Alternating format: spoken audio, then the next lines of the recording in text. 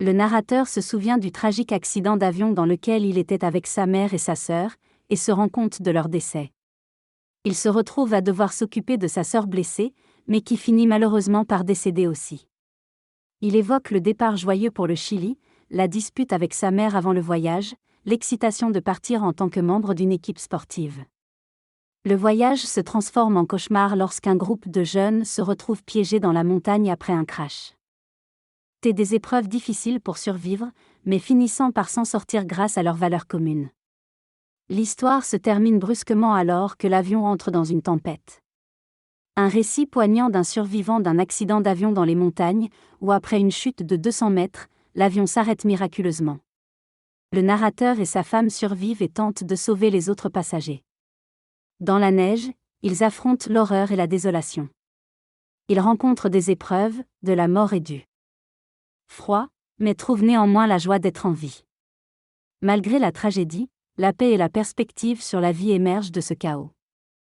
Le narrateur se confronte à sa propre mortalité et à la fragilité de l'existence, mais garde espoir en dépit de la perte et de la douleur. En 1972, un groupe de survivants, dont Marcelo Marcos, après le crash de leur avion dans les Andes, essaie de survivre en montagne. Ils sont rationnés par Marcelo avec un morceau de chocolat et un bouchon de liqueur par jour. Et les recherches et les espoirs de secours, les survivants se retrouvent confrontés aux pires tempêtes de neige de la cordillère. Ils sont dans l'attente des secours, surviennent des tensions et des moments de solidarité. Les survivants s'organisent pour survivre dans le froid en se réconfortant mutuellement. Certains décèdent, notamment la sœur de Nando. L'avion de l'armée de l'air s'était écrasé en perdant ses ailes, mais les survivants se rendent compte que les secours ne viendront pas. Rapidement. La situation devient désespérée malgré les espoirs de survie. Le groupe, affamé et épuisé, se retrouve dans une situation désespérée après leur accident d'avion. La famine les pousse à envisager des solutions extrêmes, comme se nourrir de corps humains pour survivre. Certains membres commencent à accepter l'idée, alors que d'autres hésitent par respect et peur. Finalement, le groupe décide de sacrifier un des leurs pour survivre. Cette décision, bien que difficile à prendre, se révèle être leur seule option face à la mort imminente. L'histoire raconte le récit d'une équipe confrontée à la tragédie d'un accident d'avion, coincée dans la montagne sans nourriture ni eau. Face à la catastrophe, certains membres ont été amenés à prendre des décisions extrêmes, comme le cannibalisme pour survivre. Ils ont dû affronter des conditions extrêmes, confrontés à la mort et au désespoir. Malgré tout, certains ont gardé espoir et ont tenté de s'accrocher à la vie, soutenus par la croyance en un possible sauvetage. La solidarité et le courage des survivants, leur détermination à retourner chez eux malgré les difficultés, reflètent le combat pour la survie et la quête d'espoir dans des circonstances désespérées. Le narrateur se retrouve déconnecté de la civilisation et plongé dans une vie primitive avec un groupe de personnes. Ils se retrouvent ensevelis sous la neige après un crash d'avion et doivent rationner leur nourriture. Le narrateur décrit son expérience de mort imminente, voyant sa vie défiler avant de retrouver la lumière et l'espoir. Après un moment de paix profonde, il parvient à se libérer de la neige et aide les autres survivants à en faire de même, malgré la situation désespérée. Après avoir frôlé la mort, il retrouve son corps et la volonté de survivre pour secourir les autres. Lors d'un incident tragique, un groupe de survivants se retrouve piégé dans les restes d'un avion écrasé en pleine montagne. Pendant 3 jours, ils luttent pour leur survie, se voyant contraints de prendre des décisions difficiles, comme utiliser les corps des défunts pour survivre. Après avoir réussi à creuser un tunnel, ils parviennent enfin à sortir de l'avion, emplis d'un sentiment de purification. La solidarité et l'union du groupe sont essentielles pour leur survie.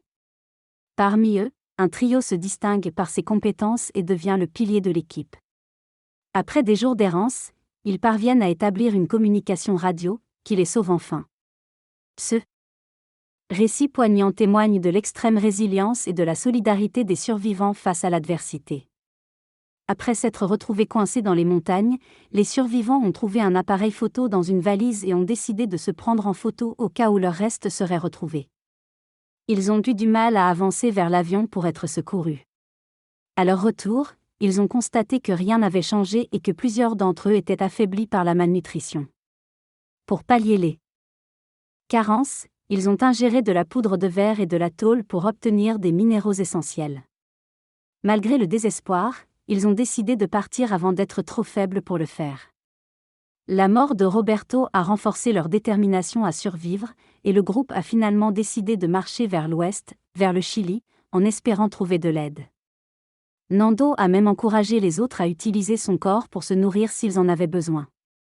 La pente raide et l'escalade pour trouver de l'aide ont été éprouvantes, mais leur détermination et leur espoir les ont poussés à avancer malgré la peur et la douleur. Lors d'une expédition en montagne, le narrateur et son groupe se retrouvent dans une situation critique sans abri et confrontés au froid extrême. Après une nuit difficile, ils finissent par trouver une petite plateforme pour se reposer. Malgré leur désespoir, ils décident d'attendre et d'avancer. 2 membres du groupe partent en avant et suite à des péripéties, le narrateur et un autre compagnon continuent seuls. Au bord de l'épuisement, ils finissent par apercevoir des signes de civilisation et retrouvent espoir. Malgré les difficultés et la perspective de mourir, ils persévèrent, déterminés à continuer. Un homme raconte son expérience d'avoir été impliqué dans un accident d'avion et d'avoir survécu avec d'autres personnes. Après 72 jours perdus dans la montagne, ils sont finalement retrouvés par des secours. Leur survie est un miracle, les médias du monde entier s'intéressent à leur histoire. Ils sont secourus en hélicoptère et ramenés en sécurité.